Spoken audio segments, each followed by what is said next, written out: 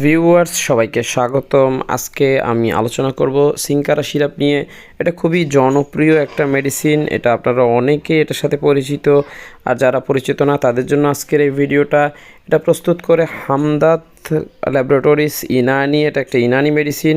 আপনারা বাজারে যে ইনানি মেডিসিনগুলো দেখতে পান, এটা 8-10টা ইনানি মেডিসিনের মতো নয়। এটা যেহেতু হামদাত প্রস্তুত করে থাকে, এটা খুব ট্রাস্টি একটা প্রতিষ্ঠান, তাই আপনি এটি সেবন করতে পারেন। এটি একটা রুচিবর্ধক সিরাপ। এটা আপনার শরীরের বিভিন্ন অংশের কার্যকারিতা বাড়ায়, এছাড়া খাওয়ার রুচি বৃদ্ধি করে, এবং এটা সেবন করলে আপনার খাওয়ার পরিমাণ বেড়ে যায় সামান্য। এছাড়াও এটি আপনার ভিটামিনের ঘাটতি পূরণ করবে। আপনারা এটি শরীর মোটা তাজা করতে সেবন করতে পারেন। এরপরে জেনে নিই এটা সেবন মাত্রা। এটার 3 চামচ সিরাপ দৈনিক 2 বার সেবন করা যায়, অথবা চিকিৎসক যেভাবে বলে সেভাবে সেবন করবেন।